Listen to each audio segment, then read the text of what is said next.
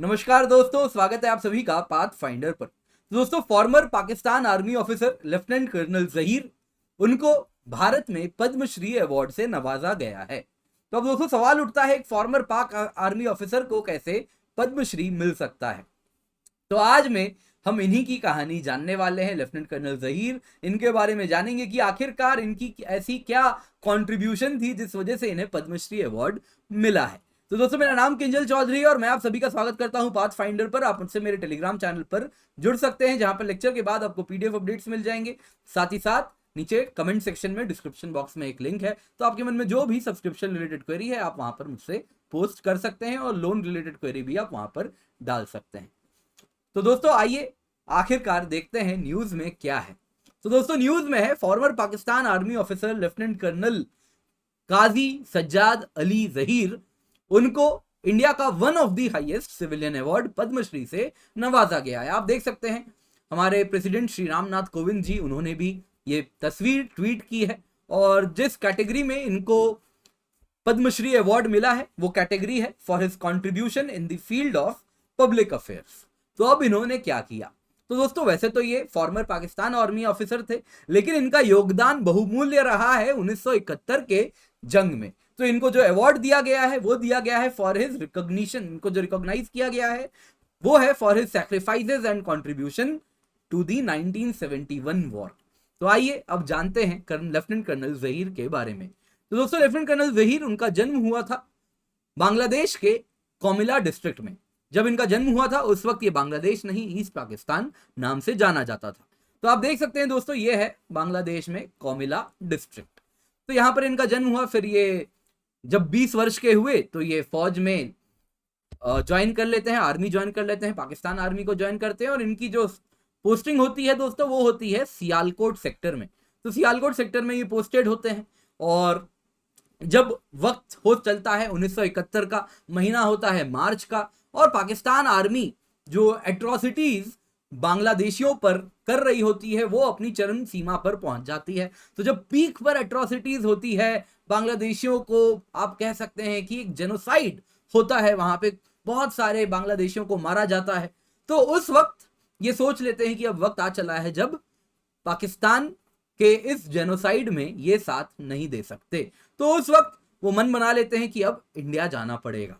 तो lieutenant colonel Zaheer जब सियालकोट में पोस्टेड थे, वो कुछ डॉक्यूमेंट्स उठाते हैं, कुछ मैप्स उठाते हैं, और वो अपने जूते में डाल लेते हैं, और साथ में उनके जेब में होते हैं 20 रुपए। और इन सब को लेके वो सियालकोट से बॉर्डर पार करके इंडिया आ जाते हैं।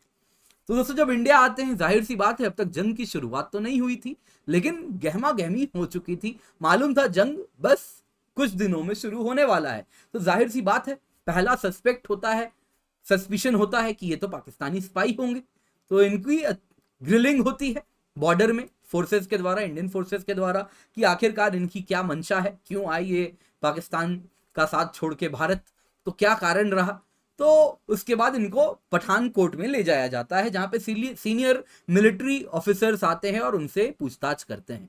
जब सीनियर मिलिट्री ऑफिसर्स को देखते हैं तो उनके सामने ये कुछ डॉक्यूमेंट्स रखते हैं। ये डॉक्यूमेंट्स में पाकिस्तान आर्मी की डिप्लॉयमेंट्स एंड वो सब का जो ये लेकर आए थे, इस डॉक्यूमेंट में कहां पर पाकिस्तान आर्मी ने अपने डिप्लॉयमेंट्स किए हैं उन सब का डेटा होता है, जो कि वो साझा करते हैं इंडियन आर्मी ऑफिसर्स के साथ।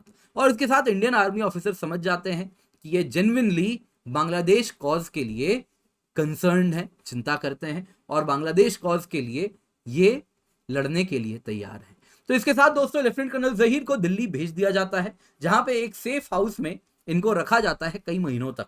इसके बाद इनको जब जंग की शुरुआत होने वाली होती है उसके पहले इनको ईस्ट पाकिस्तान भेज दिया जाता है, जिसको आज बांग्लादेश के नाम से आप जानते हैं। ईस्ट पाकिस्तान में लेफ्टिनेंट कर्नल काजी सजाद अली जहीर ये मुक्ति वाहिनी को ट्रेन करते हैं गुरिल्ला वॉरफेयर में।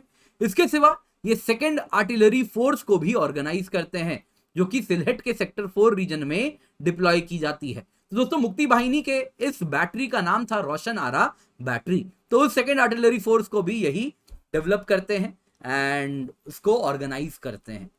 और फाइनली जब जंग होती है 1971 की, तो आपको मालूम ही है 16 दिसंबर विजय दिवस आज भी जिसको हम मनाते हैं, जिसमें एक नए देश का जन्म होता है जो कि बांग्लादेश होता है। और बांग्लादेश के जन्म के बाद बांग्लादेश आर्मी में ये काफी लंबे टाइम तक अपनी सर्विस प्रोवाइड करते हैं और लिबरेशन के बाद बांग्लादेश आर्मी से अटैच रहते हैं और वहां पे ये हाईली डेकोरेटेड ऑफिसर रह चुके हैं। दोस्तों आपको बताना चाहूंगा कि पिछले 50 साल से इनके खिलाफ पाकिस्तान में एक डेथ सेंटेंस पेंडिंग है।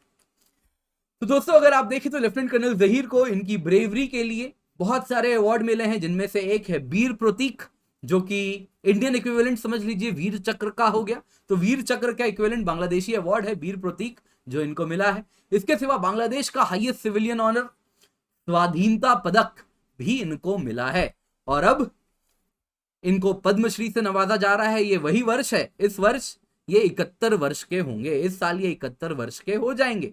और 71 एक संख्या नहीं है दोस्तों, ये एक जज्बात है, इनके लिए तो है ही, साथ साथ हमारे देश के लिए भी।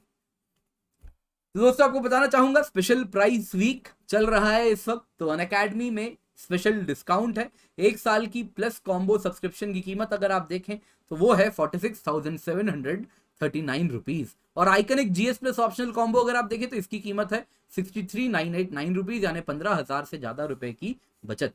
तो ये सारी कीमतें तब है जब आप KC10 कोड का इस्तेमाल करते हैं।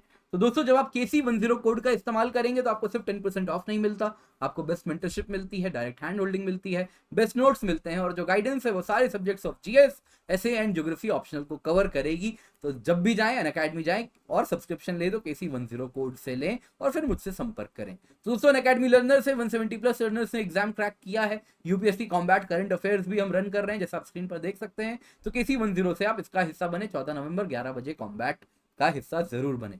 200 प्लस सब्सक्रिप्शन की 2 साल की कीमत है 64,800 रुपए, 2 साल की आइकनिक की कीमत है 1,04,175 रुपए। ये सारी कीमतें तब हैं जब आप KC10 कोड का इस्तेमाल करते हैं।